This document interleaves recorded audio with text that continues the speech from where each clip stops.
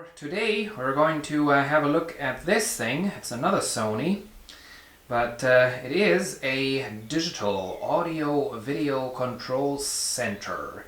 Digital cinema sound, Cinema Studio EX. Let's see. It's the model STR-DE495. DTS Digital Surround, Dolby Digital Pro Logic 2, and Digital Cinema Sound. That's the kind of stuff it offers. And now I already put on this this knob right here. Originally it came like this. The volume control was missing. I did find this knob. This came off of a Kenwood cassette deck, I believe. And it actually does look really well on this unit. Only thing is this little pointer there is unnecessary because this is one of these infinite control things. But anyway, something is shaking inside of there. Something is loose. So I guess we're going to have a look inside before I even turn this on so that we don't get a short. Well, let's go ahead and open this up. And there it is, and this really doesn't seem to be all too terribly bad. I mean, you can see the transformer. I mean, usually I would say for an amplifier this is okay, nothing special, but considering that this unit does not have a built-in subwoofer amplifier, it only does the surround speakers, satellites and center speakers and whatnot. This is actually quite good, and you can see for all those speakers it does have a nice discrete transistor power output stage. You can see it has 5 amplifiers, you can tell by these resistors. Pretty decent heatsink, I would say. Has these copper tubes all over the circuit board.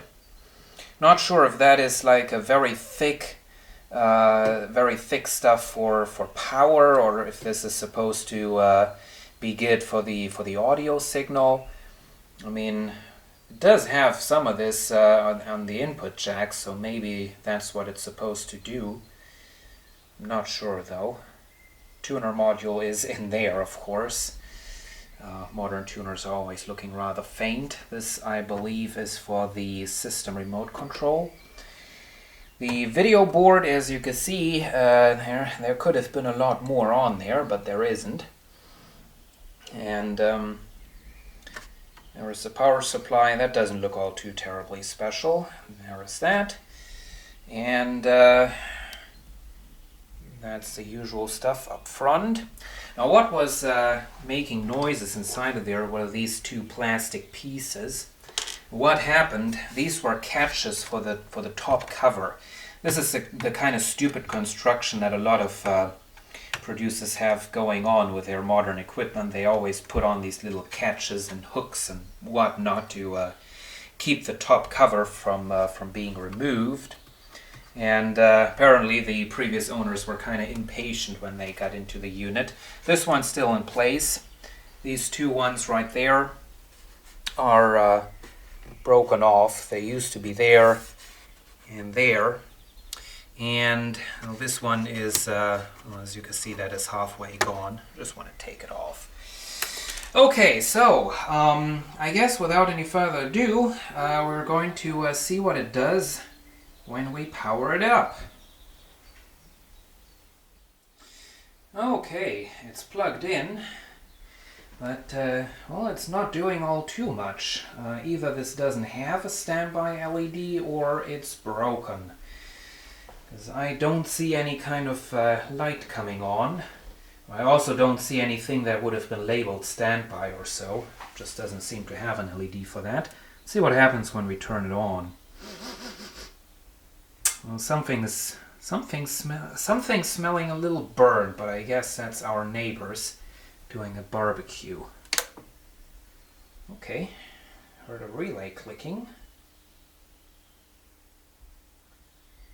And that's about it. Let's see.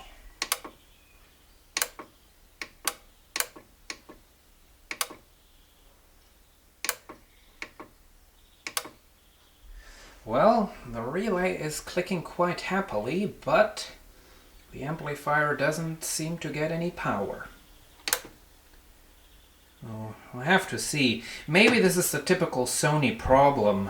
These receivers apparently like to have bad soldering joints in the power supply, and those can cause this kind of behavior. So just want to go ahead and see if that's the case. Well, I found something that I really don't like. Not sure of what you are thinking, but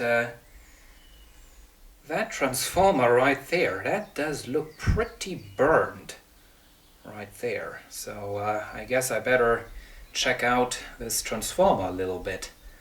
It looks as if it had arced right there or something. Okay, seems like the repairs have failed before I even began repairing this. Check the primary of the main transformer, and it's just completely open.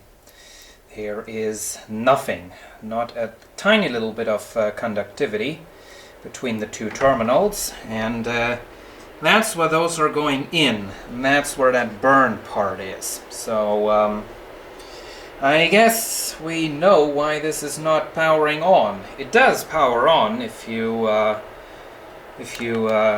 hit the switch on the front. It does give you power on that jack where usually this is plugged in, but since there is no conductivity, the transformer is open, it won't output anything. And now it does have 3 leads coming out right here, so it is probably possible to replace that. But problem is there is another bunch of leads coming out right here, and that's another ton of different voltages, and so I really don't think I'll be able to find a proper replacement for this thing. So oh well, I guess I won't be able to repair this. But seriously, how do you manage to get that done? Blow up the transformer until it arcs. That's quite an accomplishment, especially since this was not powering a subwoofer. It was just powering satellites. I mean, man oh man, that must have been quite a bit of a home theater. And here we have the transformer taken out of the surround sound receiver. Now, just had a friend over here, and we both agreed that this box thing that must contain something. Probably a thermal fuse or a regular fuse or whatever, but there must be something in there that just burned out. So what I'm going to do is I'm going to crack this box open, and we're going to see what's inside. I mean, we can't lose anything. The transformer is already broken. Well, I guess that definitely doesn't work. Opened up the box. Didn't work the way I thought it would. I was going to melt this open with a soldering iron, but soldering iron didn't go hot enough to melt the plastic. So this is actually quite some quality stuff they use there. But anyway, what was dark on the outside was completely invisible on the inside. There was nothing burned inside, so I guess the outside there was, I don't know, dirt or whatever. Fact is, there is nothing in this little box. This may have been a provision for a fuse, but there is not a fuse. Thermal fuse, that could be a source of trouble, but that's buried somewhere down there. You can't reach that because the secondary is in the way. So I guess I won't be able to repair this transformer, and since I don't know the voltages or anything, I guess that silly surround sound receiver cannot be fixed.